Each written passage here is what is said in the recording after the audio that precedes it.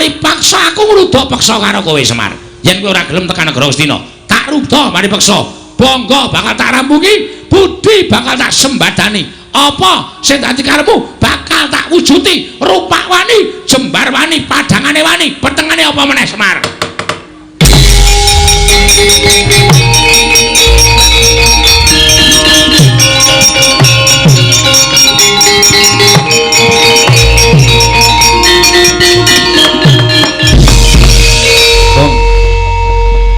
Mlebu omah kok cucul jarik katokan training ngono maksude piye? Ora ngerti aku nek nesu ngene iki to. Oh, mergo nek kebelet meng kari plotrok. Dengkulmu mlocot ora. Saya terus meneng saya terus tak mangsuli dirno. Oh iya, iya. Kok kaya ora kepenak omongane. Lha ora kepenak nggon ngendi? Kok arep jiat karo Semar, arep maksa karo Semar anggepe dhek iki nang kene iki apa? Ya bener nang negara Ngastina iki dhek iki pujangga, nang Ngastina dhek iki wujude guru ning para Kurawa. Nang Ngastina dhek iki pendhita. Nang kene iki dhek iki daya, kudune ngurmati karo situan rumah. Ora daya kok drangap-drangap cangkeme kok kenek.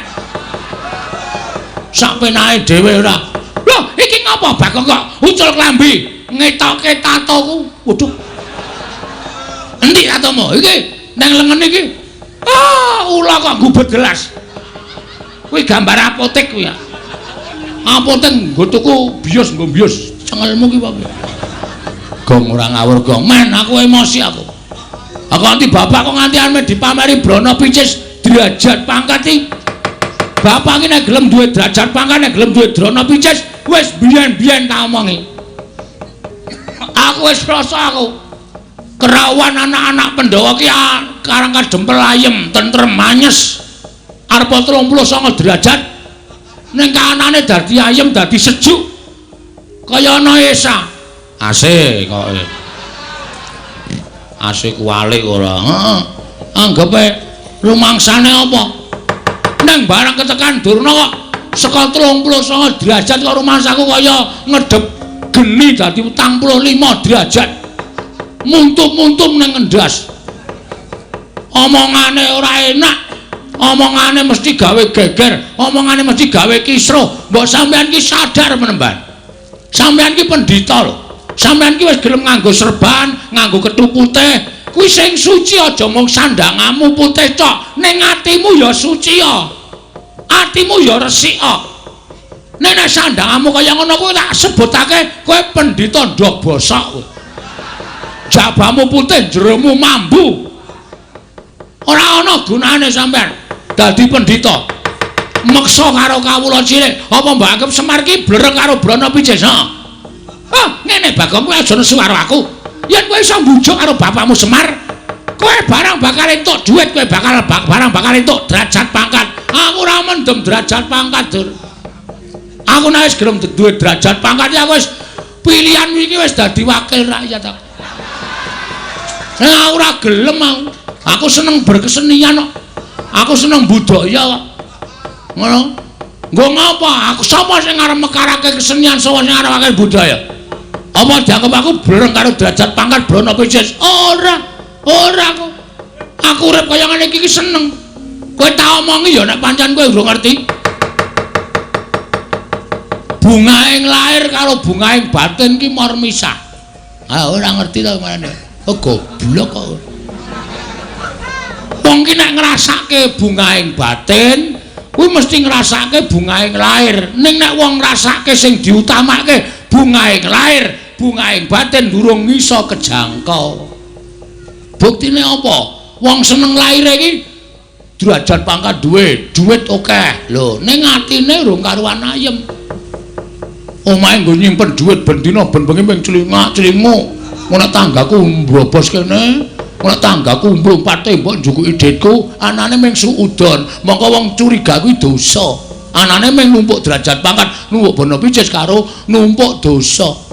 Ning wong cukup kaya aku ngene iki. Tak omongi ya. Mangan sedina ping pindho tak gawe tentrem, tak gawe ayem, pancen rejekine sing gawe urip tumrap Bagong ming semono. Ning tak gawe wareg arep ajane ngintir-intir. Ning sing penting atiku seneng anakku iso mangan, bojoku iso mangan. Ora nyimpen brana picis kokean sak madya. Ora curiga karo kiwa tengene, ora keweden nek dibobol, ora keweden nek dicolong. Ayem matine. Ngono. Apa mbok anggap urip nang alam padang ki sing utama ki ming bondo donya? Ya ngono wae piye? Sabar kok, sabar kok. Watuk ya aku ya ora apa-apa, ora apa-apa. Tangane, mah. Tangan berita nggo idu ora. Padha ora kowe. Lah nek sagedakan iki arep mboyong karo Semar dengan cara memaksa, itu Anda sudah melanggar hak asasi manusia. Anda sudah melanggar kemerdekaan setiap insan. Wah, edian. Bagong ngomongane apik tenan ya. Aku S8 e. Oh. S ki mung tekan 3, S3. Aku S8 kok. Apa kuwi? Sinten sumerep silit sapi lah gestos kowe. Pak Toton dasmu lho kok. Kuwi mung ngomongane cah cilik kok nggo dagelan ora. Kula kelas kali kula keling. Kacuk kula keling-keling. Heeh. Hah? Aku arep mengimbangkan iki karo brana picis nang kene salah nggon kowe. Nek kan kene arep pamer brana picis boyong karo Semar, anake ragil sing ora trima. Lho, ning ngono kowe wani karo Bagawan Durna. Wah, lah ora tau ndelok wayang kok. Nang ndi-ndi Bagong ora wedi karo sapa-sapa. Bagong karo Durna ya wani, karo Sengkuni ya wani, karo Duryudana ya wani, karo Pandhawa kala mangsa aku ki wani. Kowe wis tau ngerti lakon Bagong Gugat durung? Dewae tau sak asik. Nek urung ngerti nanggap.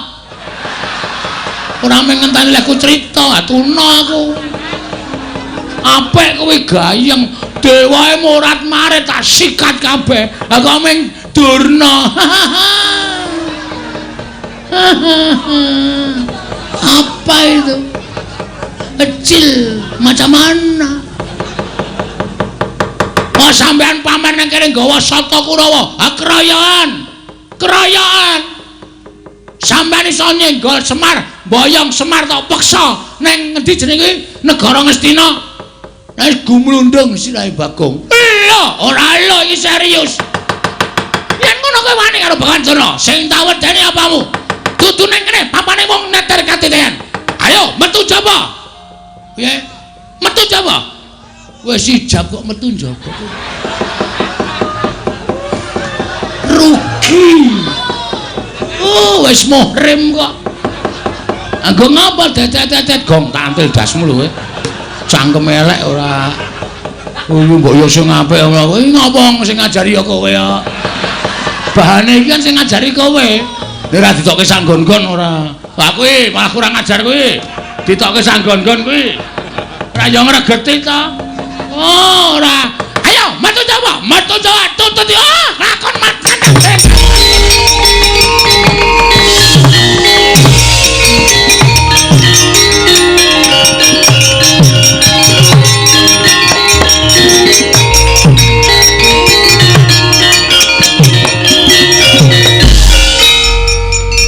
Pancen cah siji iki pancen demit.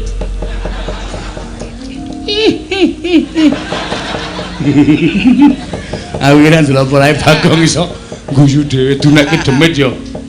Lho kirik.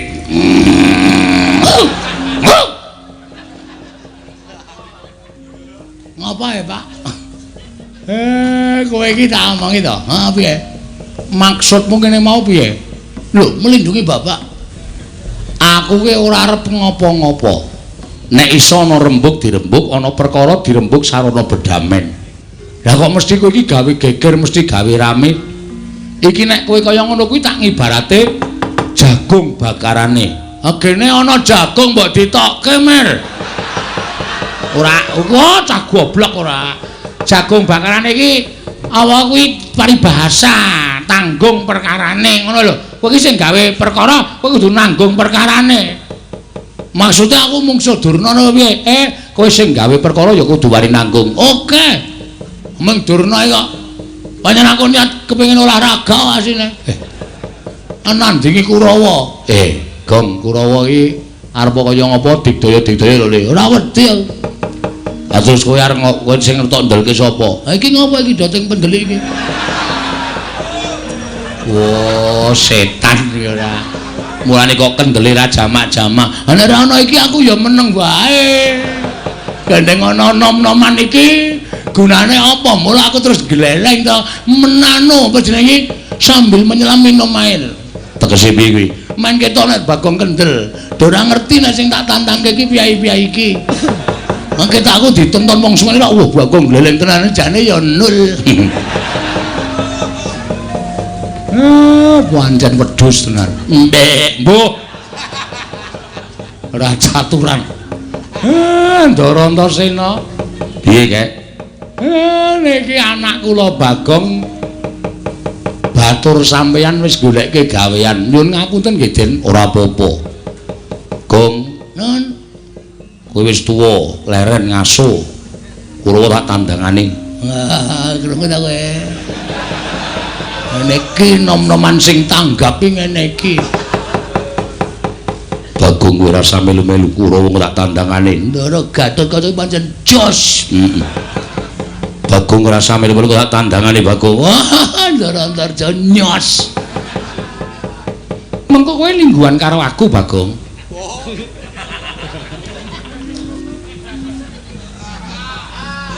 Piye, Gong? Iki ra patek otop iki. Kancane do nyambut gawe engko lungguhan karo aku, Bang. Apa mung paitan bokong? Lho. Paitan bokong piye? Lungguhan iki ra mung paitan bokong to. Wah, mbok temandang. Aku ki nek temandang sing tak nggo jagan ming Kakang Antasena. Mong Kakang Antasena wis saguh ngewangi kowe ya wis ben Kakang Antasena. Kulawa 100 ki rasa dadang nganggo Kakang Garaca, rasa dadang nganggo Kakang Antarja. Kakangku Bambung Antasena iki nganu iso ngrampungi perkara kok. Ya Kang, mbuh. Kok mbuh apa? Mbok sing sopan iki. Aku arep dikaya ngene iki anak satriya, anake bapak kudu tok bambung-bambungke. Oh, senengane ora. Aku ora ngajar karo Kakangne kok Bambung Antasena. Sing bener iku Kocluk Antasena. Blogegku sadune to. Lit. Ma.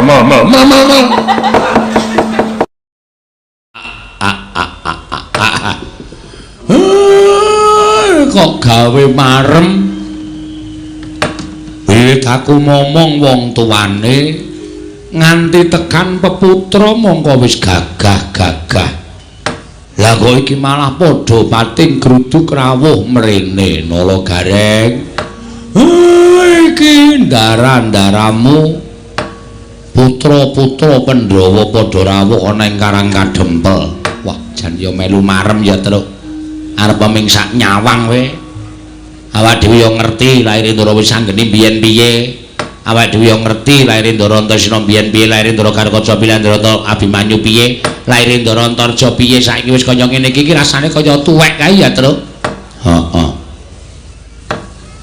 aku kelingan jaman laire Ndara Gatotkaca biyen ya bayi abang cemplungke kawah Candra Dimuka dijer awake bualunge copoti kabeh ganti wesi kabeh nek ngono kae robot ya Truk ayo iya mulo nek nesu awake kaya tembaga oh awake kaya tembaga awake dadi bualung kabeh dadi wesi kabeh balung pak wesi Truk dadi wesi kabeh marang yo omong kleru ora ya entuk wae aku kelingan laire Ndara Antasena mbiyen lho kowe ngerti to Gong ngerti sesar kuwi wah mula rak wonge gleleng to kalung usus heeh mula ndugal kewarisan sing lairke Ndara biyen Ndara Antasena iki laire ndi anu nang ngendi kuwi rumah sakit ngendi kono kuwi rumah sakit ngendi iki mung gawane ngarang kok Ndara Antasena iki lair ora dingerteni sapa-sapa ngerti-ngerti goleki bapakne yen ning lakone ora kon durung lair sak kowe ran jaman semono ora nunggu heeh wong kene wis cetha kok ya mesti ana sing nyetel HP ya Truk ha iya ya wis ben karang ya kesenengane dhewe-dhewe kok heeh oh guys ro bating ding Mongko ya do duwe HP ya pamer apa ya? Ora ngerti aku. Ndara wilujeng rawuhipun. Kakek Semar slamet aku, bektiku katur ya Kek. Kula tampi dawa sami-sami Ndara Antasena wilujeng Den. Ya Kakek Semar slamet aku. Aku ngaturke bekti ngersane Kakek ya Kek. Wilujeng. Kula tampi Ndara Garukaca wilujeng. Ya Siwa Semar slamet aku. Aku ngaturke bektiku katur nggih. Kula tampi. Ndara Antarja ya slamet. Aku ngaturke bektiku katur. Siwa Semar nggih kula tampi. Ndara Abimanyu iya. Siwa Nayantaka slamet aku ngaturke bekti. Siwa nggih kula tampi. Ndara Wisanggeni bekti kula Den. Iya Nala Garing tak tampa pangestuku Tampanana. Ndara Antasena bekti kula katur ya Nala Garing tak tampa pangestuku Tampanana. Ndara Garukaca Ndara Antarja bekti kula katur ya Nala Garing tak tampa. Ndara Abimanyu bekti kula nggih Den. Ya Nala Garing tak tampa. Ndara Wisanggeni bekti kula, Ndara Antasena bekti kula, Petruk tak tampa. Ndara Garukaca Ndara Antarja bekti kula, ya Petruk tak tampa. Ndara Abimanyu bekti kula nggih Den. Ya Petruk tak tampa pangestuku Tampanana. Ya gong gentenan. Ndara Wisanggeni Ndara Antasena Ndara Garukaca Ndara Antarja Ndara Abimanyu ngantaraken bekti kula kunjuk.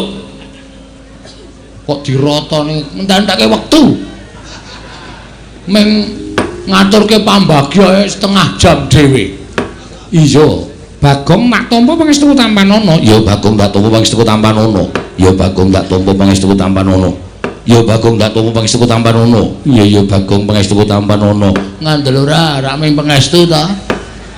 Ora ana sing kecret sithik-sithik. Bagong ya sapa-sapa dijaluki, sapa-sapa ditembungi ora. Wong kaya kebangetan ora. Nun sewu. Lah kok janur gunung kadingaren. Rawuhipun ndara-ndara kula lancur-lancur Pandhawa menika keparengipun Kakek Semar. Blaka Suta wae satemene ingkang nganti lawan kadang-kadangku kuwi aku. Sampean iya. Lah sebabe Kakang Antasena nalika semana tak kanthi saka Ngrandu Gombala, Kakang Garukaca tak jujul ning Pringgondani. Kakang Antarja tak jujul marang Jangkar Bumi apa dene Kakang Abimanyu ya tak pethuk marang Tanjung Anom. Panggriyen. Sampeyan kok nglumpukke anak-anak Pandhawa rawuh mriki niku wigatosipun mung bakal padha tak kandhani. Mitra sasmita ingkang tak tampa Kek. Aku kuwi ngimpi. Lah kok impenku mau banget gawe bombong ati ning Wisanggeni. Aku weruh Kakek Semar kuwi mangku Sang Hyang Candra gumebyar cahyaning Kakek Nayantaka. Wekasan sapa ingkang cedhak lawan Kakek Semar? Kaperbawan marang dayaning suner ingkang metu saka angganing Kakek Semar. Wekasan dadi ayem, tuwin dadi tentrem. Atine ingkang padha nampa sarta antuk suner ingkang metu saka raganing Kakek Nayantaka. Saka petunganing Wisanggeni, Kakek Semar bakal nampa kanugrahaning Wang Mahanasa. Mula entuk ora entuk sawaning para putra iki bakal ngempek kamukten ingkang bakal tinampa dening Kakekne Semar. Mula banjur aku nganti lawan kadang-kadangku kabeh ingkang wigati aja nganti keri. Upama Kakek Semar pancen bakal nampa kanugrahan kabejan sarta dayaning kanugrahan mau aja mbok agem dhewe, nanging paringna marang para putra Pandhawa dimen padha melu ngempek kamukten kanugrahan ingkang bakal tinampa dening Kakekne Semar. Cah cilik kok pintere Raja Majapahit. Aku ki duwe anak cilik wae petuke Raja Majapahit. Sapa, Pak? Ya kowe kuwi. Ndara Wisanggeni iki arep etungen to, semene iki nom dhewe. Ning kok pintere ora jamak-jamak, ngendikane teteh, ngendikane titis, tur dasare bener karo apa sing tak gagas, bener karo apa sing tak karepake. Nggih, kula nampa. Matur banget panutan pepindhan ya Kek, sami-sami. Ning kanugrahan iki mboten ajeng isa kula gayuh. Merga syarate angel. Lho, syarate apa? Syarate kula kudu isa nglumpukke pusakaning jagat telu cacahe. Pusakaning jagat telu cacahe kuwi apa wae Kek? Siji, Pustaka Jamus Miang Jimat Lima Sada, angka 2 Sekar Wijaya Kesuma, angka 3 inggih menika pusaka aran Kyai Nenggala. Monggo niku angel digayuh. Niku pusakaning para priyayi, niku pusakaning para luhur. Nek kula kongkonan anak-anak kula niku mengeh semaguh tanpa bukti, kakehan gunem tanpa guna. Gelem mangkat, gelem makarya ning perkara kasembadan lan orane ora iso dijagake. Mula gandeng nek sampeyan kepengin ngempek kamukten utawa wahyu ingkang bakal tumedhak wonten ing Karang Kadempel, ya kudu wani budidaya. Kudu wani banting raga meres kinget. Mengkono kek nggih. Ya yen pancen kaya mengkono ora usah kuwatir. Aku mengko sing bakal gayuh pusaka 3 tak boyo marang Karang Kadempel. Ampun sembrono lho. Ampun gampang ngucap. Ngoten.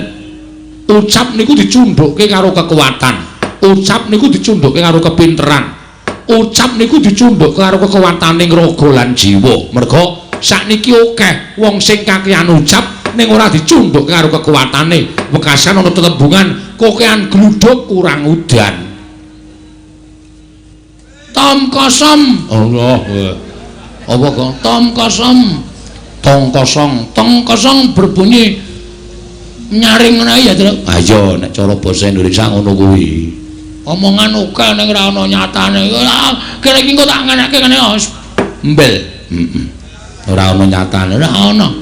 Lah niku nek sampeyan sago ya sago tenan, ning nuwun sewu nek ming kandhek wonten ing lair, mboten sah mawon mengke ndak malah ribet-ribeti. Kek aku karo Kakang Antasena ing bakal budal marang negara Ndorowati ing wigati nyuwun ngambil Sekar Wijaya Kesuma. Nek ingkang wa mboten pikantuk, aku nggawa Kakang Antasena nek perlu takon ngamuk ning negara Ndorowati. Lah niku jenenge jilih ning nganggo kekerasan kaya ngenten niku. Niku mboten prayoga. Nek iso ya dirembuk sarana becik. Tak budidaya ngrembuk sarana becik. Aku ingkang sagu ning Ndorowati. Lah terus aku ingkang sagu marang negara Ngamarta. Nyuwun ngampil Dharma Kusuma supaya pusaka tak boyong marang Karang Kadempel bareng karo adiku Abimanyu. Matur nuwun. Lah sing teng Mandura nek pancen aku dipercaya aku tak budal ning Mandura. Siwa Semar, aja kuwatir. Aku bakal nyuwun ngampil senjata Nenggala. Ndara Wisanggeni kali Ndara Antasena, Ndara Garkaca kali Ndara Abimanyu. Lah sampean kok ora duwe jodoh? Iya pancen aku mung ijin. Nek kira-kira tak wenehi kanca purun mboten. Nek pancen diparengake aku gelem. Bagong kowe melu Ndara Antarja. Aku ketoke arep masuk angin ya Pak iki. Wong mau cangkeme le omong bantere ora jamak. Waras apik kok bareng entuk gawean kok masuk angin. Wong masuk angin ki ra iso ditebak. Ketoke mau waras ngerti-ngerti terus meriang terus kerokan ya pirang-pirang kowe iki ora terus ngarake aku ngono kuwi. Siji wong masuk angin, loro wong mati ora iso ditebak. Ana sing lagi tenguk-tenguk kepengin kedulungan wayu mejang. Ngerti-ngerti modar. Ndasmu kuwi. Kowe nyemoni bapak kowe senengane ora. Mangkel aku. Wong aku ki yo masuk angin tenan kok mbok delok iki didemek. Terus iki bathuk iki. Oh iya panas ngono kok. Heeh. Nek kira-kira madang waras ora, Gong? Ana kuwi waras. Madang kok jur waras ora. Tergantung lawuhe. Oh, nek ming tempe ya suwe 3 dina le waras. Nek sate kambing ya karo tengah jam wis waras. Lah apa sate kambing? Oh iya. Nek tukoke aja kuwatir nek tensine munggah aku ora tanggung jawab lho. Aku ora tau ndek tensi ya, Tru. Oh. Uteke ora panas. Ora bakal panas wong ora diutek aku. Iya. Kula suwun nek pancen pun saguh, nggih saguh mawon. Lan kula ngaturaken panuwun ingkang tanpa pepindhan. Dene ndika Ndara pun kepareng nyagahi menapa ingkang kula betahaken, muga-muga rancak samukawisipun napa sing dijanjekke dening para dewa saged tumedhak wonten ing Karang Kadempel, sampeyan ngempek dayaning kanugrahan ingkang kula tampi, Ndara. Tang samarta moring sukma sinupmaya binayu ing sepi sumimpen telenging gabu pambukaning warana tarlen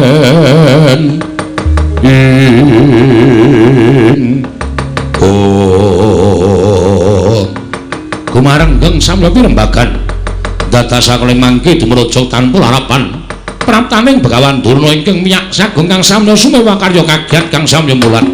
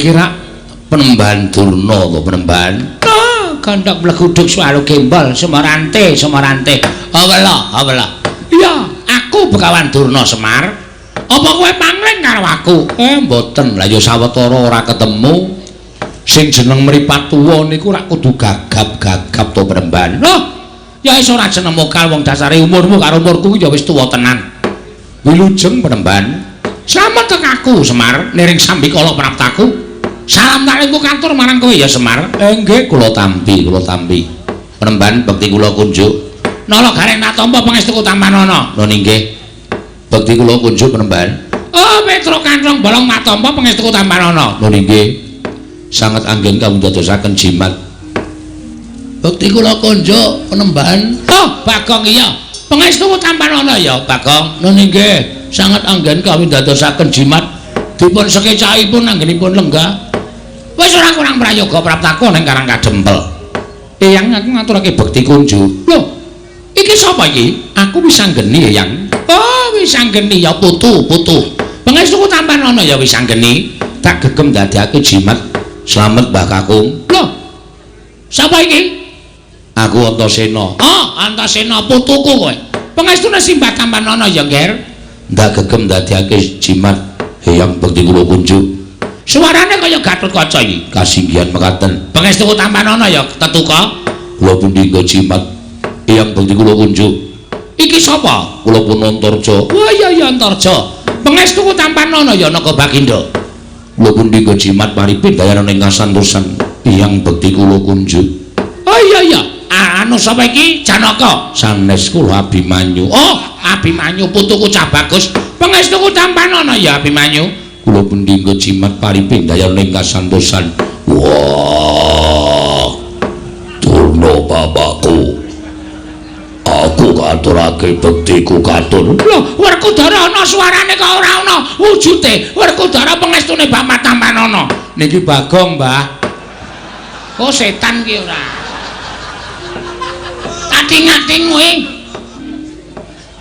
tingak-tinguk Werkudara ora ana kok suarane ana wah iya mbah awaturake basaku kok suara gedhe masuk kamu kok Coba balenono, Kang. Wah, wedian. Kok iso gedhe, Kang? Mbok iki yaine gedhe dhewe, Tru. Mbok ora tak kapak-kapake lho. Ha iya. Kok iso gedhe dhewe aku iki gumun ya. Heeh. Nuwun sewu penemban. Rawuh ndika enten apa wigatos? Lah kok janur gunung kadingaren rawuh enten Karang Kadempel. Oh, iki ngene ya Semar. Mataku nang Karang Kadempel kuwi ora saka karepku dhewe. Nanging pancen aku diutus dening anak Prabu Duryudana supaya aku sowan ning Karang Kadempel ing wigati kowe tak kandhani. Kowe tak kandhani ya Semar. Kaget penggaliku duk nalika semana aku tinimbalan dening anak Prabu Ngastina. Lan aku diparingi dawuh yen to anak Prabu Ngastina nampa sasmitaning dewa, yen to jagat iki bakal ketiban kanugrahan. Wondene apa ta wujuding kanugrahan mau? Ora dingendikake dening dewa ingkang paring sasmita kalawan anak Prabu Duryudana. Nanging mung diparingi dawuh yen to Ngastina kuwi bakal saya kuncara anjayeng bawana. Yen to linenggan dening Semar Badranaya, ora ketang mung telung kedheping netra. Bebasane ora ketang mung sak siring bawang sak umuring jagung sak uruping damar. Kuwi Ngastina bakal dadi negara ingkang kuncara jagat ingkang berbegen marang kumandange negara Ngastina. Mula tumuli anak Prabu Duryudana utusan karo Begawan Durna ingkang wigati sowan ning Karang Kadempel. Dene wigatine kepengin boyong kelawan kowe Semar. Mula praptaning Begawan Durna ning Karang Kadempel iki kadhake sangganing para Sata Kurawa ing wis jangkep gawa tandu jempana joli-jolan bakal binoyong marang negara Ngastina.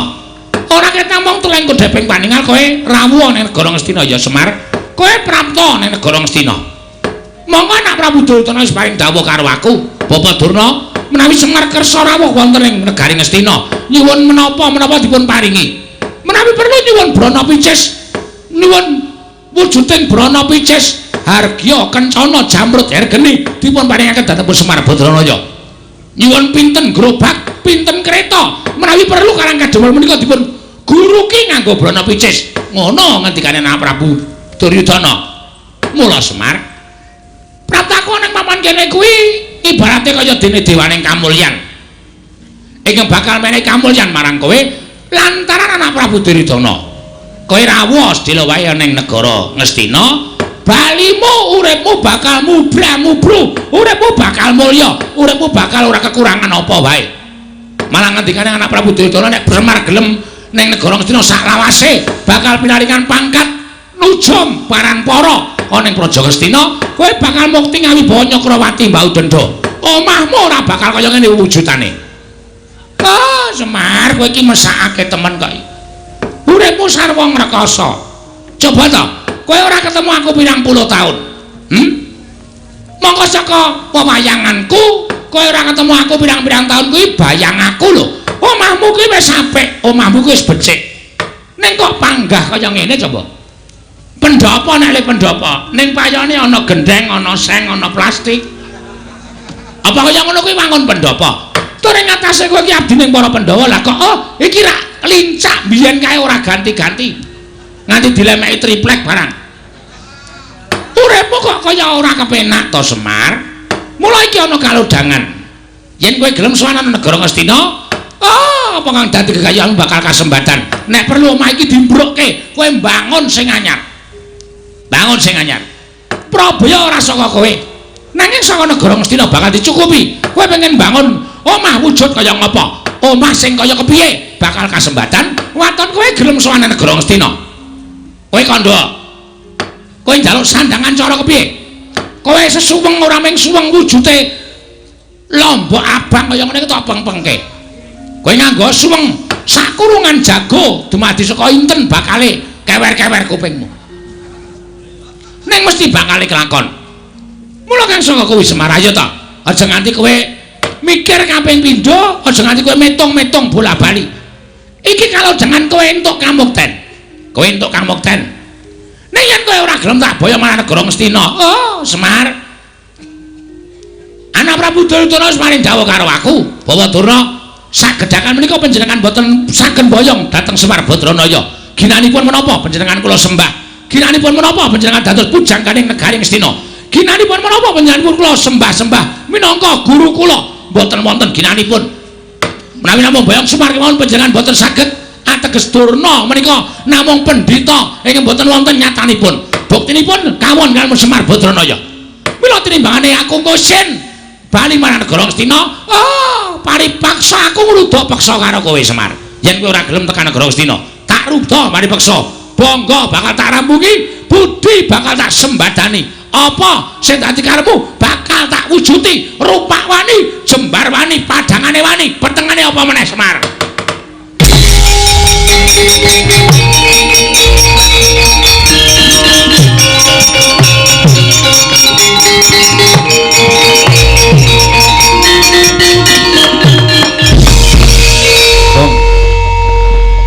Mlebu omah kok cucul jarik katokan training ngono maksude piye? Ora ngerti aku nek nesu ngene iki to. Oh, mergo nek kebelet meng kari plotrok. Dengkulmu mlocot ora. Saya terus meneng saya terus tak mangsuli Durna. Oh iya, iya. Kok kaya ora kepenak omongane. Lha ora kepenak nggon ngendi? Kok arep jiat karo Semar, arep maksa karo Semar ya anggepe dhek iki nang kene iki apa? Ya bener nang negara Ngastina iki dhek iki pujangga, nang Ngastina dhek iki wujude guru ning para Kurawa. Nang Ngastina dhek iki pendhita. Nang kene iki dhek iki daya, kudune ngurmati karo situan rumah. Ora daya kok drangap-drangap cangkeme kok kenek. Sak penake dhewe ora. Lho, iki ngapa Bagong kok ucul klambi, ngetoke tatoku. Waduh. Endi tatomu? Iki nang lengen iki. Ula kok gubet gelas. Kuwi gambar apotek kuwi ya. Apotek nggo tuku bios nggo bios. Cengelmu ki apa? Gong ora ngawur gong. Men aku emosi aku. Aku nganti bapak kok nganti ame dipameri Brana Picis derajat pangkat iki. Bapak iki nek gelem duwe derajat pangkat nek gelem duwe Brana Picis wis biyen-biyen tak omongi. Aku wis rasa aku kerawan anak-anak Pandhawa ki karang kadempel ayem, tentrem, manyes. Arep 39 derajat. Ning kanane dadi ayem, dadi sejuk. Kaya ana Esa. AC kok. AC kualik ora. Heeh. Anggepe rumangsane apa? Neng barang ketekan Durna kok saka 39 derajat kok rumangsaku kaya ngedep geni dadi 45 derajat. Muntum-muntum nang ngendas. Omongane ora enak. Omongane mesti gawe geger, omongane mesti gawe kisruh. Mbok sampean ki sadar menemban. Sampean ki pendhita lho. Sampean ki wis gelem nganggo serban, nganggo kethu putih. Kuwi sing suci aja mung sandangamu putih tok, ning atimu ya suci ya. Atimu ya resik kok. Nek sandangamu kaya ngono kuwi tak sebutake kowe pendhita ndok bosok kowe. Jabamu putih, jeromu mambu. Ora ana gunane sampean dadi pendhita. Meksa karo kawula cilik, apa mbok anggap Semar ki blereng karo Brana Picis? Ngene Bagong kowe aja nesu karo aku. Yen kowe iso mbujuk karo bapakmu Semar, kowe barang bakal entuk dhuwit, kowe barang bakal entuk derajat pangkat. Aku ora mendem derajat pangkat, Dur. Aku nek wis gelem duwe derajat pangkat ya wis pilihan iki wis dadi wakil rakyat aku. Nah, ora gelem aku. Aku seneng berkesenian kok. Aku seneng budaya kok. Ngono. Nggo ngapa? Aku sapa sing arep mekarake kesenian, sapa sing arep akeh budaya? Apa dianggap aku blereng karo derajat pangkat Brana Picis? Ora kok. Aku urip kaya ngene iki seneng. Kowe tak omongi ya nek pancen kowe urung ngerti. Bungaing lair karo bungaing batin ki mor misah. Ora ngerti to marane. Goblok kok. Wong ki nek ngrasake bungaing batin, kuwi mesti ngrasake bungaing lair. Ning nek wong ngrasake sing diutamake bungaing lair, bungaing batin durung iso kejangkau. Buktine apa? Wong seneng lair iki derajat pangkat duit akeh. Lho, ning atine urung karuan ayem. Omahe nggo nyimpen duit ben dina ben bengi ping celingak-celingu. Ana tanggaku mbrobos kene, ana tanggaku mlumpat tembok njukuki dhitku, anane ming suudon. Mongko wong curiga kuwi dosa. Anane ming numpuk derajat pangkat, numpuk Brana Picis karo numpuk dosa. Ning wong cukup kaya aku ngene iki. Tak omongi ya, mangan sedina ping pindho tak gawe tentrem, tak gawe ayem, pancen rezekine sing gawe urip tumrap Bagong ming semono. Ning tak gawe wareg arep jane ngintir-intir. Ning sing penting atiku seneng anakku iso mangan, bojoku iso mangan. Ora nyimpen brana picis kokean sak madya, ora curiga karo kiwa tengene, ora keweden nek dibobol, ora keweden nek dicolong. Ayem matine. Ngono. Apa mbok anggap urip nang alam padang ki sing utama ki ming bondo donya. Ya ngono wae piye? Sabar kok, sabar kok. Watuk ya aku ya ora apa-apa, ora apa-apa. Tangane, mah. Tangan berita nggo idu ora. Hah? Padha ora kowe? Lah nek sagedakan iki arep mboyong karo Semar dengan cara memaksa, itu Anda sudah melanggar hak asasi manusia. Anda sudah melanggar kemerdekaan setiap insan. Wah, edian. Bagong ngomongane apik tenan ya. Aku S8 e. Oh. S ki mung tekan 3, S3. Aku S8 kok. Apa wis sinten sumerep silit sapi lagi sesos kowe. Pak Toton dasmu lho kok. Kowe ngomongane cah cilik kok nggo dagelan ora. Kula kelas kali kula keling. Kacuk kula keling-keling. Heeh. Hah? Aku arep mengimbangkan iki karo Brana Picis nang kene salah nggon kowe. Nek kan kene arep pamer Brana Picis boyong karo Semar, anake ragil sing ora trima. Lho, ning ngono kowe wani karo Bagawan Durna. Wah, lah ora tau ndelok wayang kok. Nang ndi Bagong ora wedi karo sapa-sapa.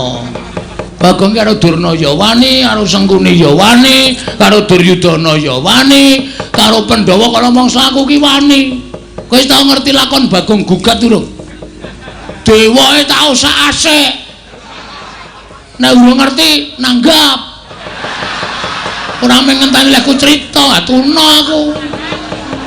Apik kowe gayeng, dewae morat-marit tak sikat kabeh. Lah kok mung Durna. Apa itu? Kecil macam mana? Oh sampean pamer nang kene nggawa Sata Kurawa. Ha keroyokan. Sampean iso nyenggol Semar, boyong Semar tak peksa ning ngendi jenenge negara Ngastina. Wis gumlundung sirahe Bagong. Lho, ora lho iki serius. Yen ngono kowe wani karo Bagawan Durna, sing tak wedeni apamu? Dudu ning kene papane wong neter katitean. Ayo metu jaba. Piye? Metu jaba. Wis ijab kok metu njaba. Rugi. Oh, wis muhrim kok. Anggo ngapa dedet-dedet gong tantil dasmu lho kowe. Cangkem elek ora. Mbok yo sing apik ora kowe ngapa sing ngajari ya kowe ya.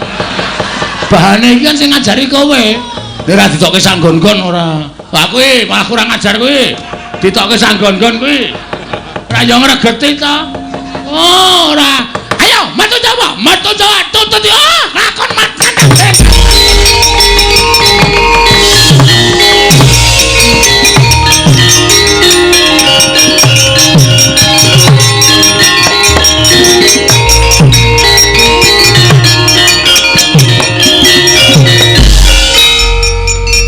Pancen cah siji iki pancen demit.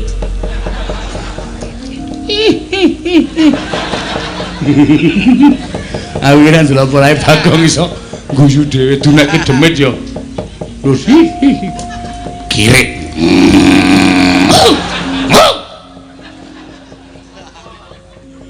Ngapa ya, Pak? Kowe iki tak omongi to. Ha piye? Maksudmu kene mau piye? Lho, melindungi Bapak. Aku ki ora arep ngopo-ngopo. Nek iso ana rembug dirembug, ana perkara dirembug sarana bedamen. Lah kok mesti kowe iki gawe geger, mesti gawe rame. Iki nek kowe kaya ngono kuwi tak ngibarate jagung bakarane. Agene ana jagung mbok ditokke, Mir. Ora, kok cah goblok ora. Jagung bakarane iki apa kuwi paribahasa, tanggung perkarane ngono lho. Kowe iki sing gawe perkara, kowe kudu nanggung perkarane. Maksudnya aku mungsuh Durna piye? Kowe sing gawe perkara ya kudu wani nanggung. Oke. Mung Durna kok pancen aku niat kepengin olahraga asine. Nandingi Kurawa. Gong Kurawa iki arep kaya ngapa digdaya-digdaya lho. Ora wedi aku. Lah terus kowe arep kowe sing ngetok ndelke sapa? Ha iki ngopo iki doting pendelik iki? Wo, setan iki ora. Mulane kok kendele ra jamak-jamak. Nek ora ana iki aku ya meneng wae. Gandeng ana nom-noman iki gunane apa? Mula aku terus gleleng to menano apa jenenge sambil menyelam minum air. Tegese piye kuwi? Main ketok nek Bagong kendel. Ora ngerti nek sing tak tantangke iki piyai-piyai iki. Mangke tak aku ditonton wong semene kok wah Bagong gleleng tenan jane ya nul. Pancen wedhus tenan. Mbek, mbuh. Ora caturan. Ndara Antasena. Piye, Kek? Niki anak kula Bagong batur sampeyan wis goleke gawean. Nyuwun ngapunten nggih, Den. Ora apa-apa. Gong, nun. Kowe wis tuwa, leren ngaso. Kula tak tandangane. Krungu ta kowe? Niki nom-noman sing tanggapi ngene iki. Bagong ora sami melu-melu Kurawa tak tandangane. Ndara Gatotkaca pancen jos. Bagong ora sami melu tak tandangane Bagong. Wah, Ndara Antarja nyos. Mengko kowe lingguhan karo aku, Bagong.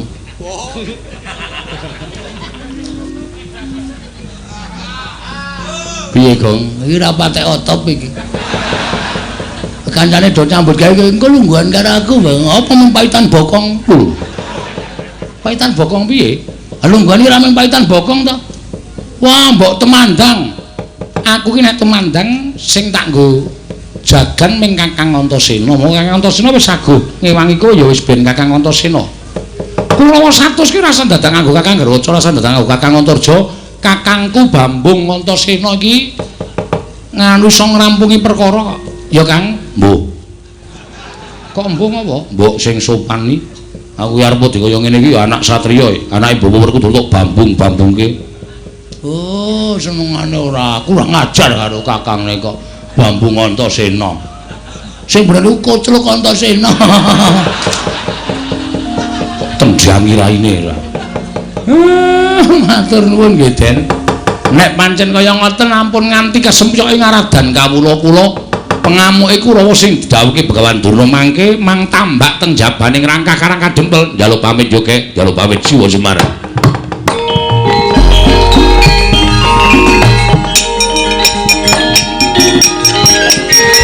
Apa-apa? Batinmu muni mandek. Gleleng saiki. Wah, sapa kae sing etok? Durma Gati Timbles Dasmu.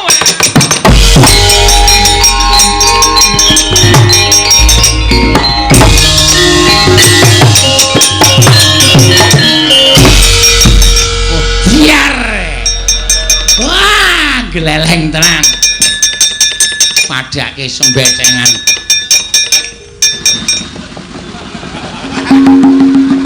Kok aleman reng. Le tuku gas nendi? Gas matamu ora. Iki lho delok iki lho. Iki aku iso nek di atas tanah iki itu bisa lho. Mumpul sithik kok.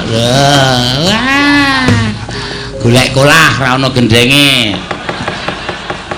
Arep ngopo? Nginjen kaya. Sempatane. Weh lah Bagong ngampuh gareng ngampuh.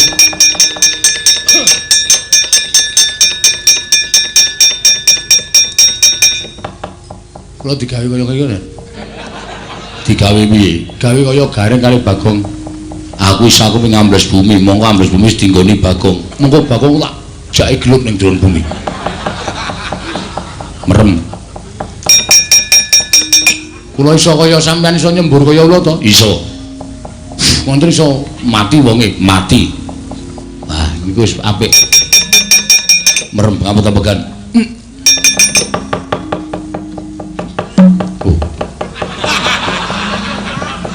Aja endo. Nek arep dingslupi aja endo. Kene ora tau endo. Kene manane ming pasrah kok endo. Sampeyan iku sing selak kesusur. Wis. Wah, ayo. Ora usah semelang, Petruk. Aku ki putune Diwaning Ula, nggih. Kowe narep nang ndi iso, ning banyu ya iso, merambat tuwit ya iso.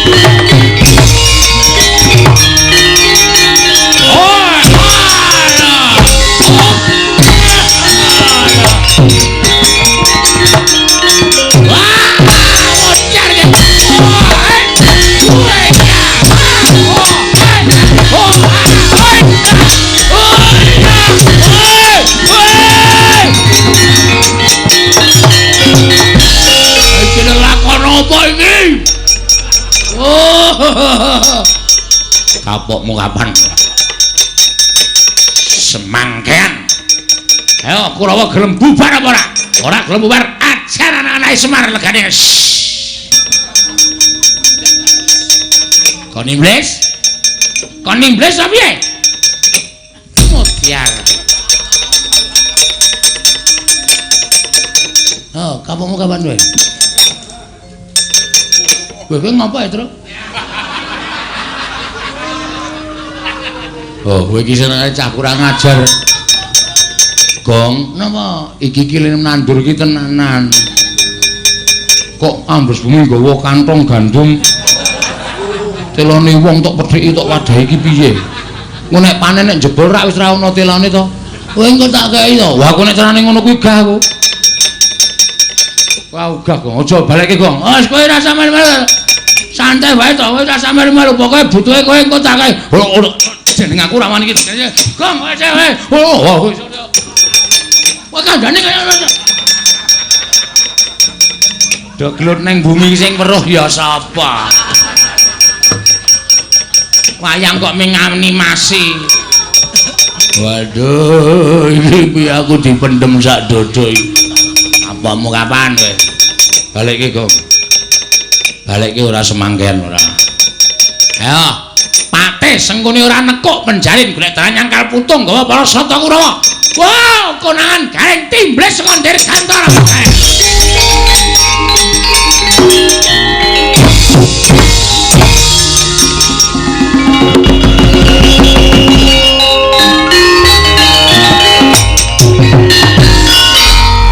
Solare entek apa ya iki?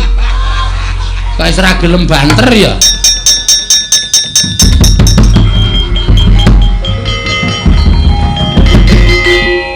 Kabulatore reget iki ya. Suara-suarane mak blok. Man. Piye? Diceblokke sak dodo, Man. Ceblokke karo sapa? Wah, sampeyan nek ngerti gila. Bagong ambles bumi, Petruk ambles bumi, Gareng mapur. Medeni, Man. Bagong ki ambles bumi. Nggih. Iki nek hati-hati iso diceblok. Anggere ana mak sendul kudu mencolot. Nek ora mencolot iso diceblok karo Bagong. Ngatos-atos wae, ngatos ya tak jinjing ya. Ngono. Wah. Anak Bagong keceron iki lho nyeblok iki. Ning iki nancemke mempeng banget iki. Didudut kok angel, Man. Mbok coba didoni.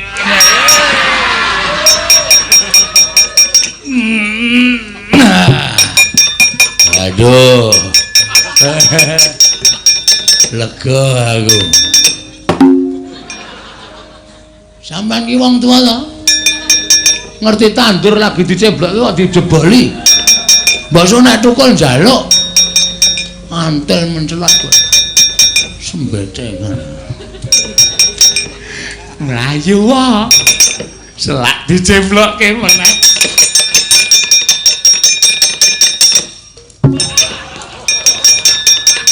Waduh meng katot-katoke sak.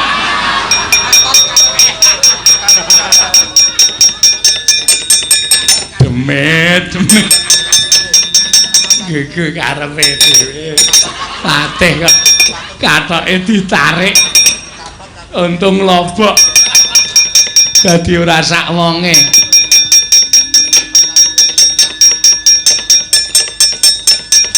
Balik Gong, mah.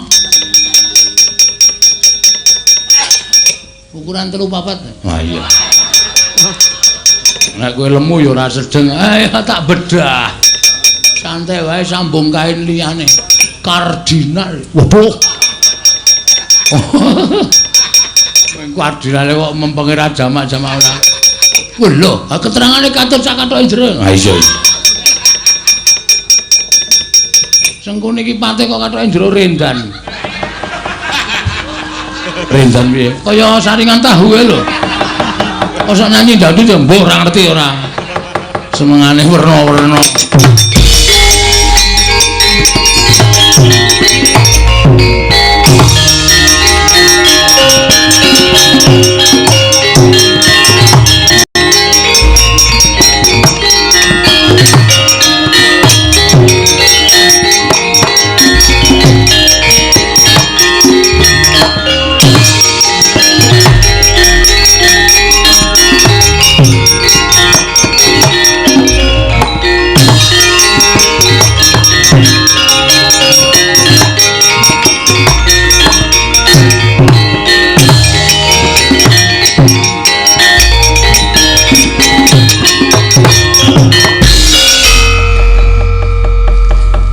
Dibantu karo ndara-ndara Kurawa mesti sineng kene ya rek mesti.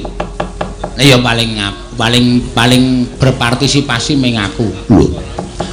Ha iya ta, lho uga Dursasana tak ajar timblis. Heeh. Wah seneng aku. Aku ora arep matur ndara Garukaca nek wis rampung masalah ben nang kene terus. Lho. Nang kono terus piye? Maksude ben nang awakku terus.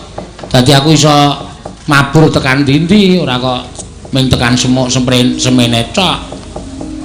Nggih to isih kowe gleleng lho nek mabur. Apa terus? Oh. Sikilmu kaya ora tekle. Tanganmu kaya ora sikilmu ora kaya becik, tanganmu ora kaya tekle, mripatmu kaya ora kira nek mabur. Kok karang yo gleleng tenan kaya aku iki. Piye? Rusak kok terus pisan. Kaburatore jeplok. Oh iya. Sing duwe abur-aburan wis minggat. Mula aja sok mamer. Ya. Kowe ora iso mabur, aku tontonan tetep iso. Piye, Gong? Sing iso ambles ya wis metu kok, terus mbok ya wis. Ha iya, angel bapak malah tindak mrene. Ayo engko bapak arepe sing diutus sapa ra ndoro-ndoro ki samakta ing gati sawika ing diri terus.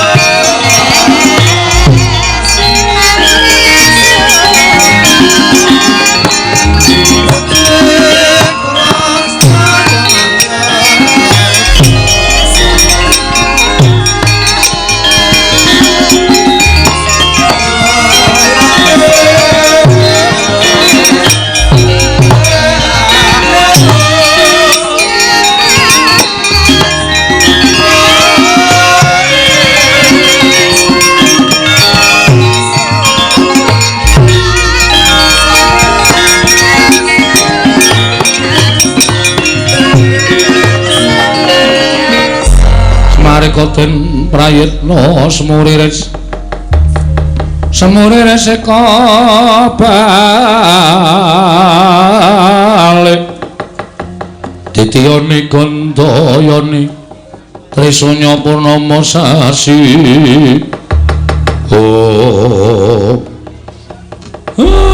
matur nuwun nggih Den pun damel padhang kanan karang kadempel Ndara Antasena Kula tak nagih kesaguhan sampeyan. Aku mangkat karo adike Wisanggeni, kek ora usah kuwatir.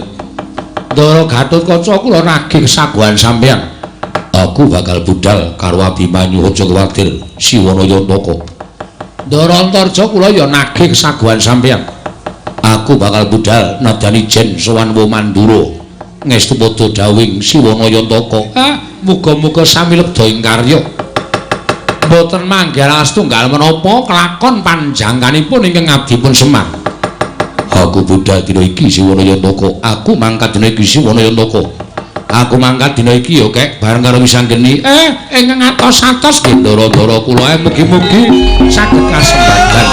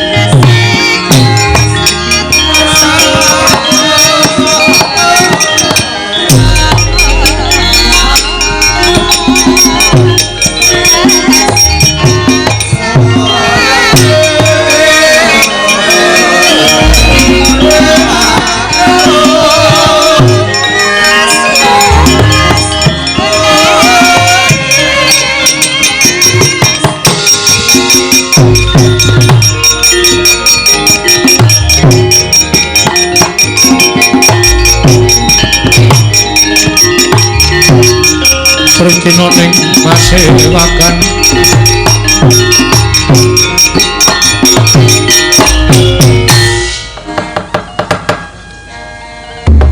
ya jagat mangestu karo wayah bener jagat gawe kaget iki kaya ora pangling soane Atmat Jakunder Sila Geni Wisanggeni padha kanthi raja sapratamu kulup tansah pinanganing ngawidadan niring sambi kalawa praptaku ana ing Dwarawati.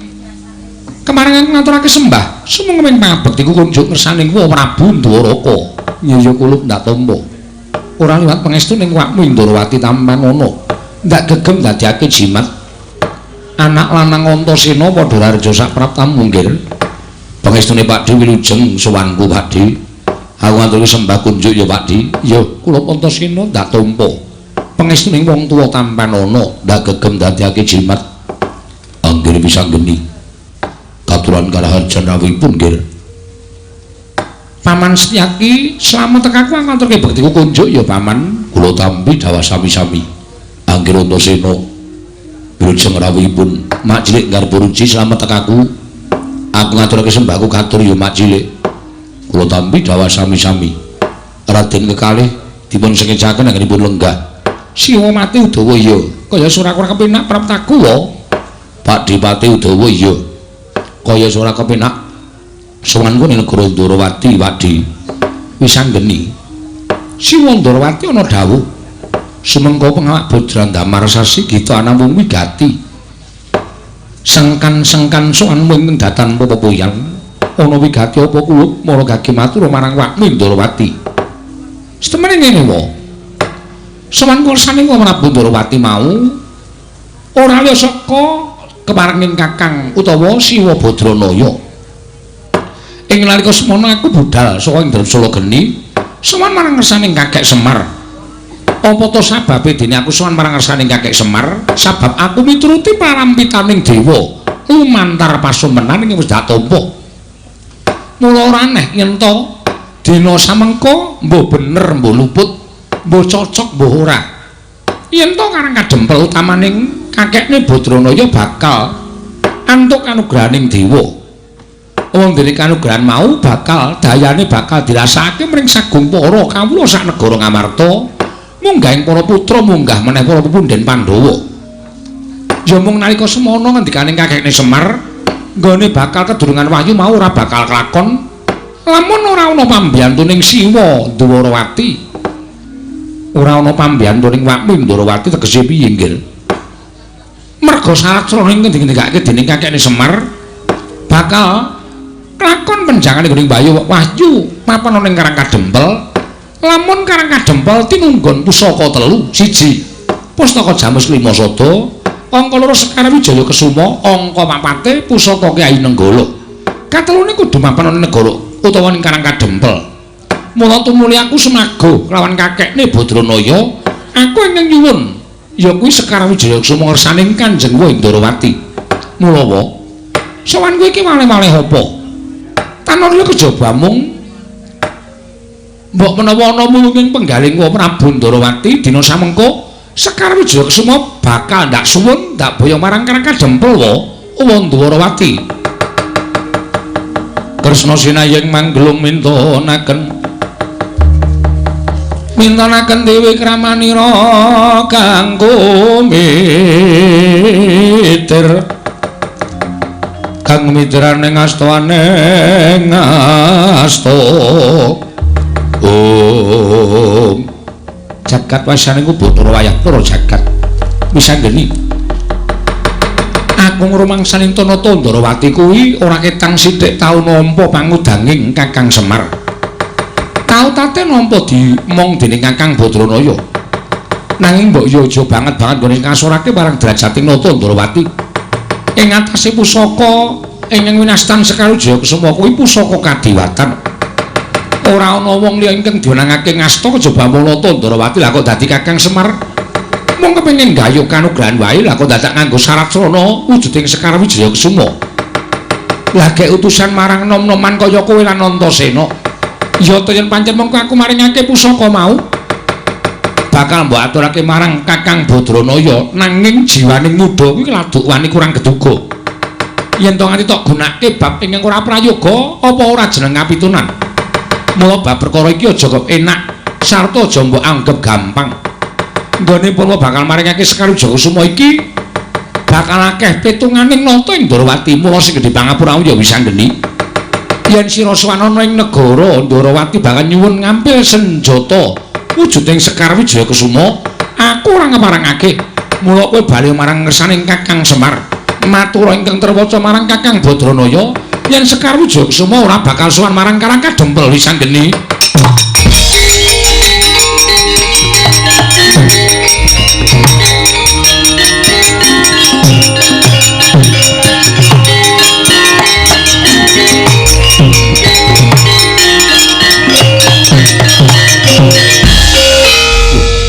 Antasena, oh Wadi. Lah kok dadi banjur sumalonong suwanmu nyaket kelawan Makmi Ndrawati. Blokasuta blakotang terus terang sing rembugan wisanggeni nek ana ribete lelakon iki sing tanggung jawab Antasena. Sirmu piye lah kok dadi kaya sugal ucapmu marang Makmi Ndrawati? Ming Pakde gelem maringake Sekar Wijaya Kesuma apa ora? Lho. Yen aku gelem maringake Ndrawati tentrem. Yen aku ora gelem maringake Sekar Wijaya Kesuma, apa kelakon dosa Antasena ngamuk ana negara Ndrawati, Siwa Ndrawati.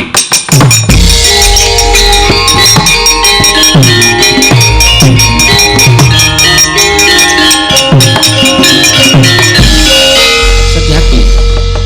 Siraman nganggo tirtaning kesabaran aja kaya ngono Setyaki, Kanjeng Iwun. Bocah nom dumeh dugal kuwarisan.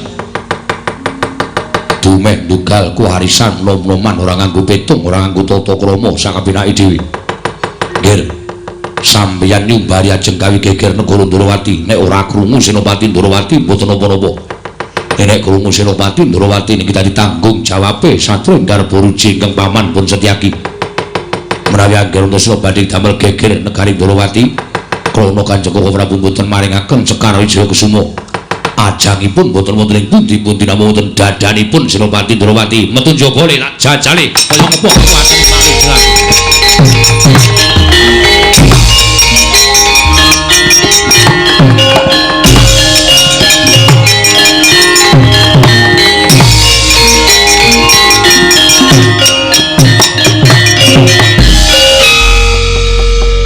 Lah ya wong jeneng bocah enom mula pendak-pendak kagol kogelan atine mesti tanpa nganggo pitung sing dawa.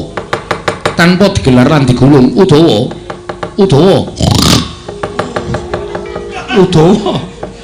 Lah kok dadi kaya ngono lho, patih kok nganggo tata krama. Lho, untune malah gathuk barang. Patih kok untune kerot. Udawa wonten timbalan. Lah rak ngono to, senengane. Ya pangapunten sinuwun. Tatanen para kawula aja nganti kasempyoki ngarat dan aku ing bakal misah ing padha gejegan kula semanggaken Setyaki leren aja kaya bocah cilik Dimas Garbaruci.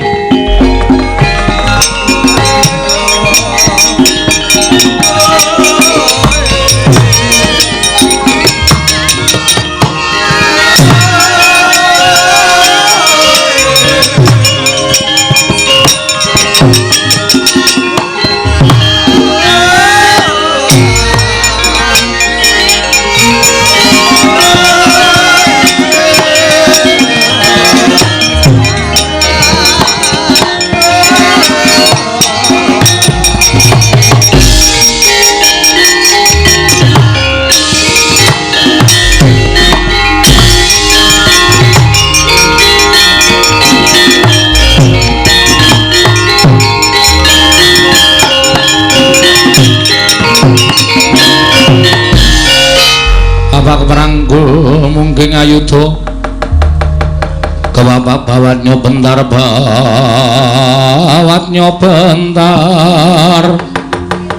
kebabaknya mungking ngalogo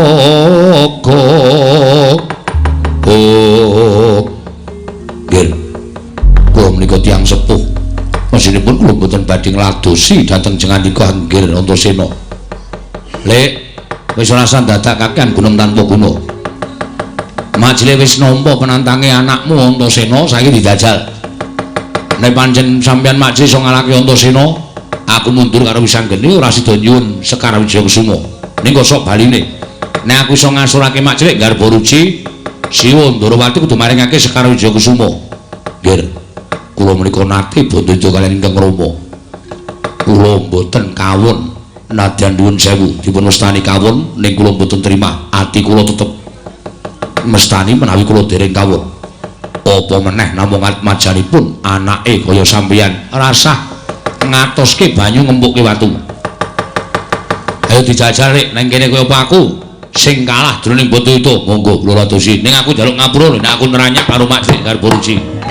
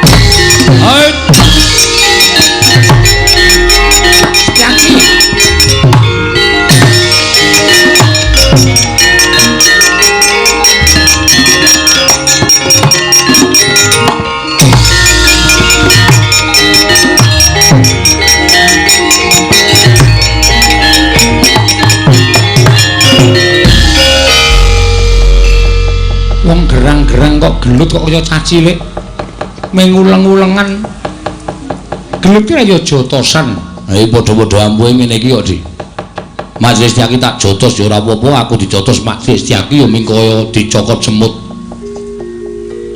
kula dipun jotos Anggir Antasena namung kados dipun cocok idum aku dijotos Majlis Setyaki kaya ming didumuk kula dipun jotos Anggir Antasena kaya dipijeti prawan aku dijotos Majlis Setyaki dipijeti rondo lho iki kok tekan wong wedok-wedok iki ngopo to Ampuh kabeh, wis tok ampuh kabeh. Setyaki ya digdaya, Antasena ya ampuh.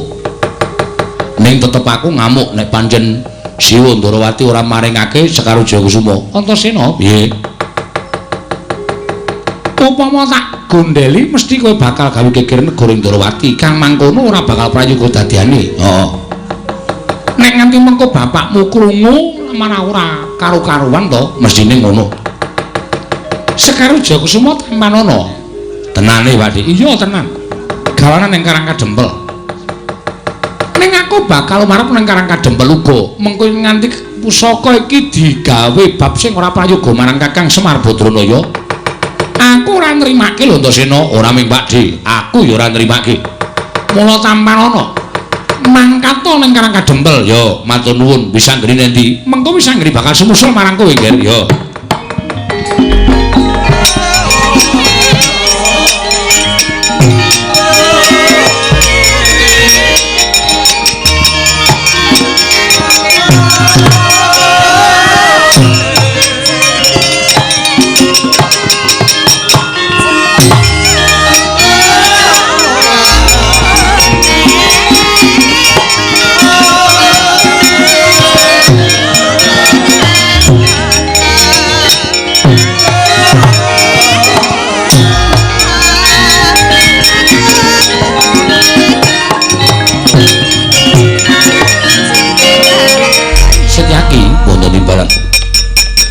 Temene sadurunge wis anggere Antasena ki mau sowan Siadi ndak kanthi prapteng Datulaya saya mung bakal ndak kanthi pirembugan berembagan babagan perkawis menapa pasumenan ingkang ndak lakoni ingkang ana gandeng celenge kelawan Kakang Semar Badranaya lha kok jebul ingkang pinaringan sasmitan dening para dewa ora ming pun Kakang Dewi nanging klebu anak-anak Pandhawa uga pinaringan sasmitan dening para Jawata mekaten Setyaki wonten timbalan tunggun negara.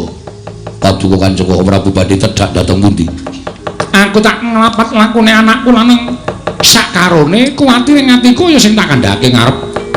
Jiwa muda kladuk wani kurang geduga, mbok menawa Sekar Jayakusuma dienggo bab sing ora prayoga.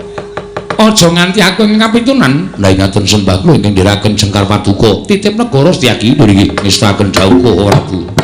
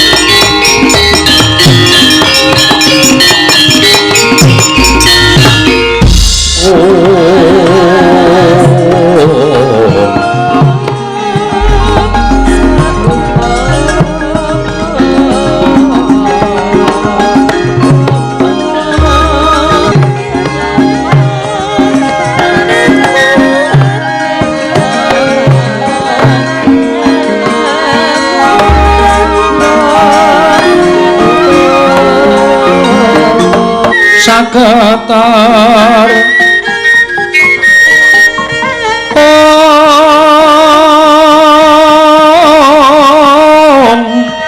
kene dongane engkung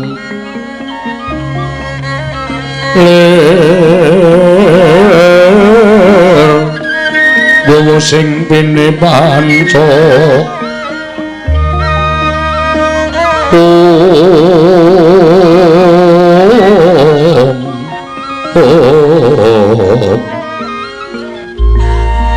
Babatoking ayam wana mrak manguking pagagen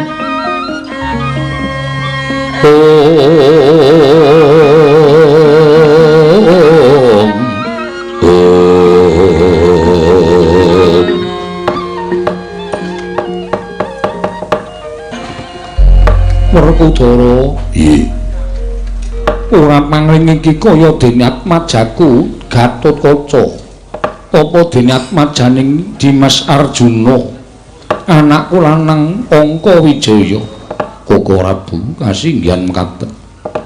Mbok menawi wonten wigatos dene putra-putra Paduka pareng sowan wonten negari Ngamarta. Abimanyu wonten timbalaning Adawuwa. Gatotkaca wonten timbalan Prabu. Muradiyake matur nggir yen to pancen darbe karep sarta sedya matur marang waktu Darma Kusuma ing Ngamarta. Wale-wale menapa Prabu? Suwan kula menika boten saking pikajengan kula piyambak, namung dapur dipun utus dening Siwa Badranaya. Inggih, Siwa Nayantaka. Ing wigatos Siwa semanggenipun badhe kepengin nanggayu kanugrahan nanging kedah wonten syarat serananipun. Mboten sanes kejawi namung kempalipun pusaka tetiga Sekar Wijaya Kesuma, Pustaka Jamus Miang Jimat Klimasada, sartanipun Kyai Nenggala. Mongko sakmangke Abimanyu pinitados dening Siwa Badranaya supados munjuk atur ngersa Paduka Kanjeng Prabu ingkang wigatos badhe nyuwun ngambil wujuding Pustaka Jamus Klimasada. Mugi keparenga sakmangke badhe kula boyong wonten ing Karang Kadempel wa Prabu Darma Kusuma. Mangkahanggro sesumbar Lindho pami gonceng kumaludhok Guntur ketup lumembak penyugang kumambang Dosang Wisnu Bathara kang anjok sangking wiyadi Abimanyu ora kok jeneng wakmu ing Ngamarta bakal awol maringake Pustaka Jamus Miang Jimat Klimasada nanging teko Andupara sira kulup pinaringan pangandikan saka Kakang Semar yen to bakal nggayuh kanugrahan syarat seranane kudu Pustaka Jamus Klimasada prapteng Karang Kadempel. Apa jeneng ora luwih prayoga lamun sira kulup nyuwun priksa marang Kakang Badranaya wahyu mawarane apa sarta pigunane kepiye? Teka sira kulup atmajaku Tanjung Anom dinuta dening Kakang Badranaya tumuli budal ngadhep ana wakmu ing Ngamarta nanging ora nyuwun pituduh marang Kakang Badranaya. Kanthi cara mengkono mau apa kira-kira pun ing Ngamarta bisa kumandel kapercayane marang sira kulup sakarone. Mula sing gedhe pangapura lamun pun ora bakal maringake Pustaka Jamus Miang Jimat Klimasada nggir Tanjung Anom.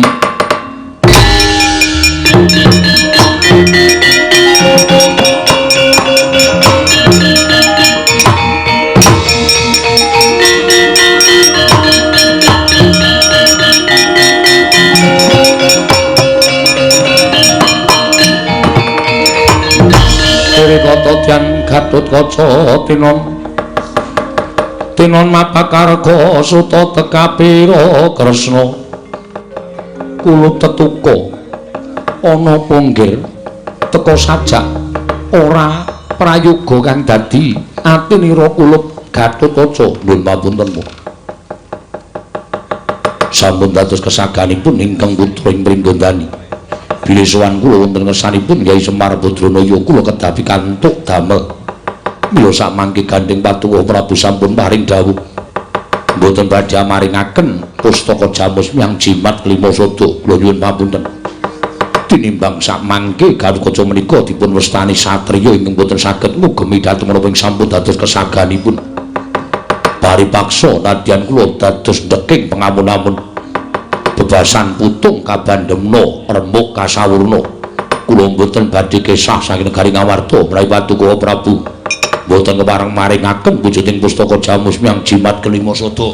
Wah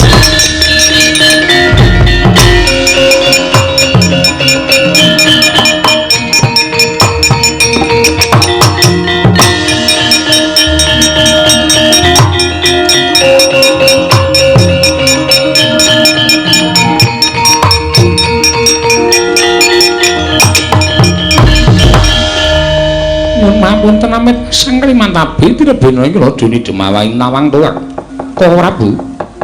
Mboten ateges kula panika badhe kumawantun dhateng dawuh paduka Kanjeng Koko Prabu namung ngemutana.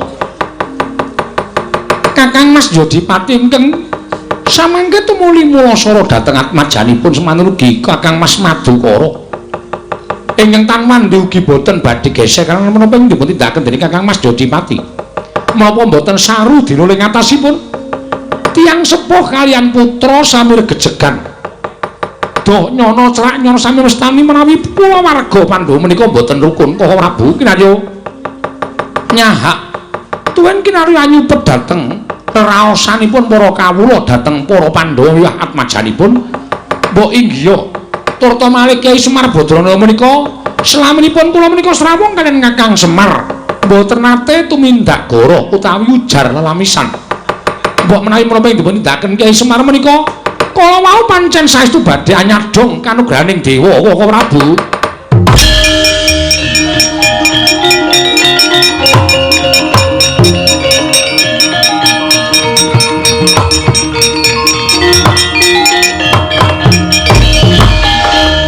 Sedewa wonten timbalan yata yen pancen kaya mengkono Dimas nanging tak jaluk Siadi aja mung kandhek ning pangucap tegese Siadi wani matur kaya mengkono kudu wani tanggung jawab mangke menawi wonten geseng ngrembak Kyai Nayantaka jangga kula kinarya lintu Koko Prabu kantinan pustaka Jamus Krimasada paringna marang Gatotkaca lan Abimanyu.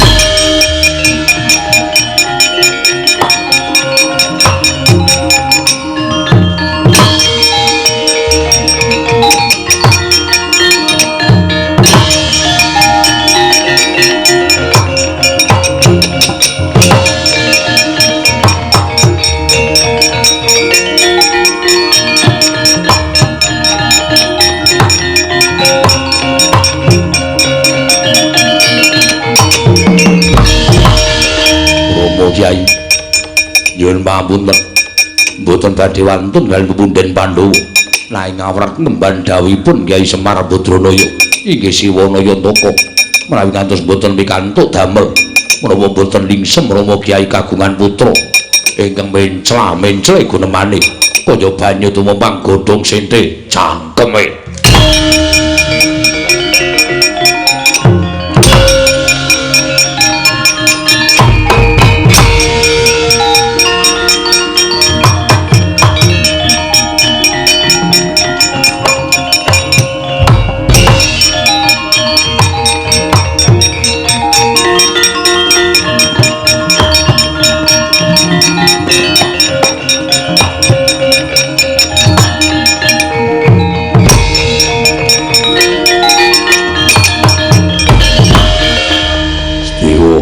Wonten dawuh minggira ora sudi aku duwe anak wani karo wong gerang. Nuwun sewu Kakang Mas. Kula ngemban dawuh timbalipun Koko Prabu Darma Kusuma mbarep kakangku dawuh piye. Gatotkaca pinaringan pustaka Jamus Myang Jimat Krimasada. Wah, kuwi tenan inggih. Menawi ngantos kula dura sampun ngantos beja gesang kula. Yen pancen ana dawuh saka mbarep dawuhna karo anakku. Wah, janji kok dinggo salah gunake dening Gatotkaca apa dening Abimanyu aja lakon dosa.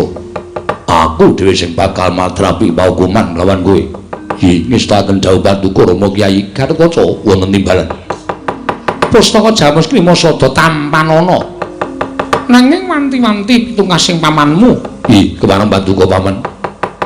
Sak budalmu tekan Karang Kadempel Kakang Mas Yodipati lan Kakang Mas Arjuna ingkang bakal tutpuri marang lakune anak lanang Pringgondani kula aturi paringaken Paman.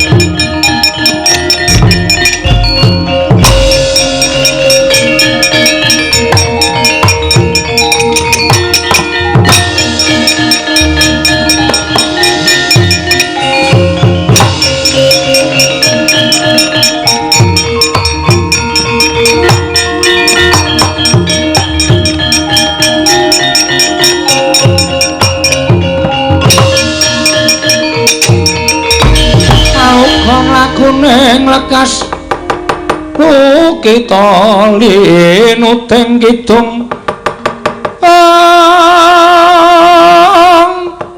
kadung kadereng ngomong memangun manah rahayu yono tanakong jagat dewa Bathara Antarja ora Prabu ingkang sowan eneng apa lha kok dadi janur gunung kadingaren Sirat Majaku jangkar bumi sowan ning Mandura wale-wale menapa sowan menika sak boten saking pikajengan kula piyambak namung dapur dipun utus dening Siwa Semar Badranaya lho Kakang Semar utusan kelawan Atmajaku jangkar bumi kasinggihan mekaten wigatine ugi dados ing kawuningan bilih Siwa Nayantaka anyur nyadhong kanugrahaning Jawata ingkang sakmangke kegiatanipun kanugrahan menika kala wau badhe andayani tumraping negari Ngamarta miwah pepundhen Pandhawa nanging ngendikipun Ki Semar Badranaya sedaya menika saged kelampahan menawi saking pambiyantu paduka Kanjeng Prabu Mandura lho pambiyantuku piye krana syaratipun kedah ngempalaken pusaka 3 cacahipun Pustaka Jamus Klima Sada Sekar Wijaya Kesuma lan Kyai Nenggala wa sowan kula dipuntus dening Ki Siwa Semar Badranaya supados nyuwun ngambil pusaka Kyai Nenggala badhe kula boyong wonten ing Karang Kadempel piye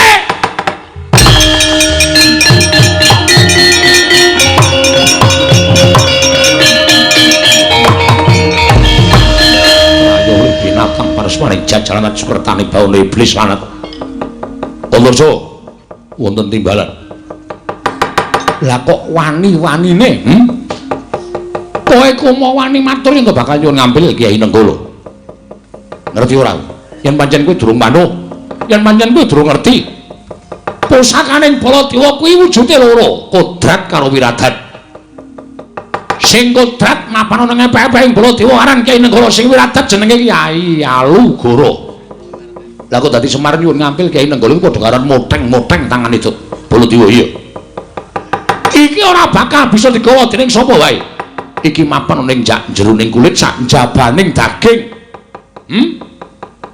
cetha yen to Semar Badrana bakal ngrusak marang negara Mandura nyilih Kyai Nenggala padha karo ngilani jero Mandura nanging ibarate aku kuwi menungso sing kedunungan rasa lha kok dadi malah kung sira ngendarat marang Antarja babu apa dikira aku wedi karo Nata Mandura ayo dijajal anak Jodipati karo Nalendra Mandura menang sapa ning kene ditemtokke Antarja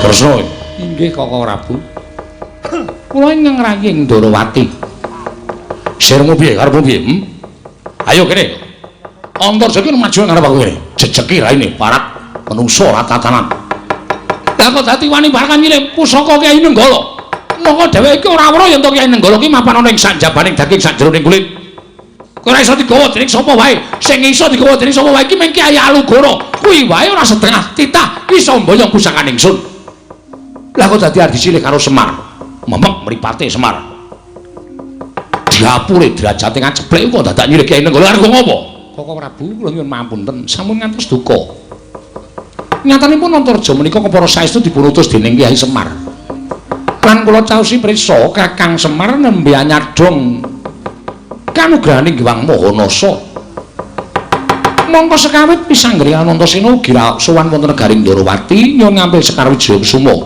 ngono inggih lah terus kembang to paringke kula paringaken mergi menawi mboten Antasena ngamuk tumunten ngabaring ingkang kula tampi Gatotkaca kaliyan Pun Abimanyu nyuwun ngambil pustaka Jamus Klima Sada lah terus ugi dipun paringaken ngambil dening Kyai Prabu Darmakusuma 3 pusaka menika dados syarat srana tumurun kanugrahan ingkang angka 3 pusaka Mandura Kyai Nenggala lah Nenggala iki ora iso dicopot saka Baladewa Nenggala ki tememplek ana awake Baladewa Ora iso dicopot lan ora digawa ning sapa bae. Menawi ngaten Koko Prabu ngedharawuh wonten Karang Kadempel. Nggih.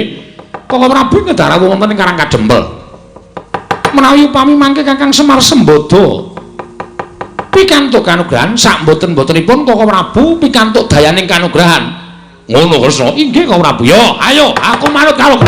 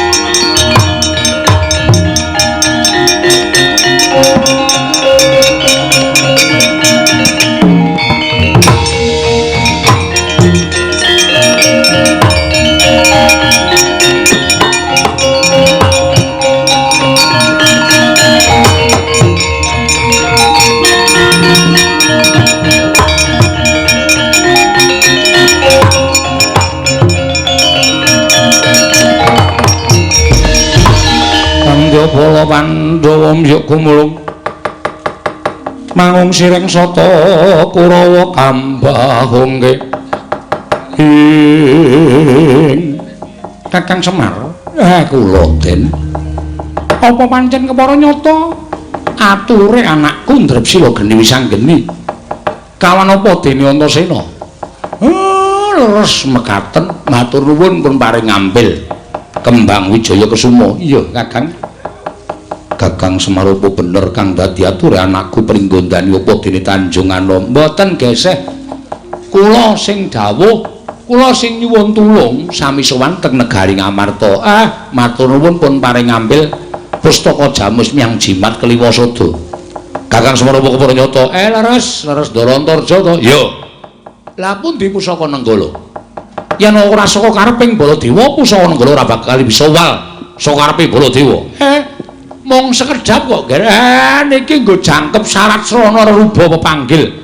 Aja nganti gotang kaya ngeten iki Ndara Baladewa.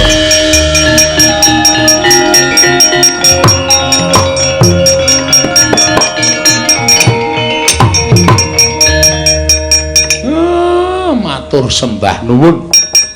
Pun disuwuk saderenge kula dodong. Wis tak aturake. Nggih Den, nggih. Matur suwun. Lah kula niki mung manut karo kersaning sing kuwasa sing paring sasmita kalawan ingkang abdipun Semar. Kula dhewe ya ora ngerti tulus ken pripun gandeng pusaka wis mlumpuk kaya ngeten iki kula ken pripun. Muga-muga dewa ora mblenjani menapa isih didhawuhke kalipun Semar Badrana.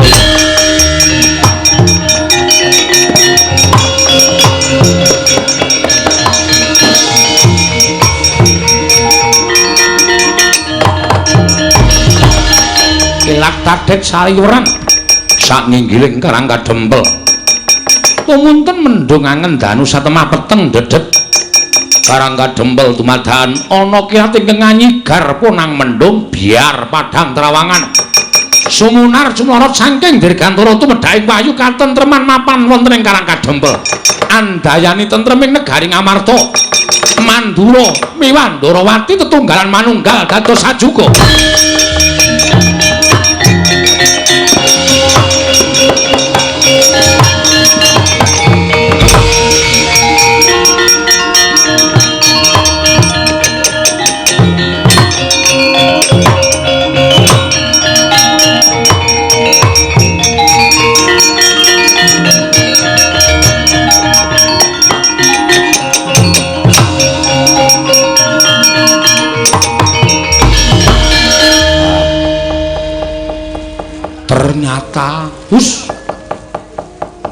mboten selak.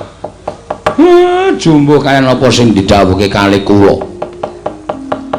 Sinartan kilat katit sesautan mendung ingkang kaya badhe dados jawah ning tumunten dados padhang ingkang satemah andayani tentrem raosing manahipun ing abdipun Semar. Mbok menawi menika ingkang winastan wayu katentreman.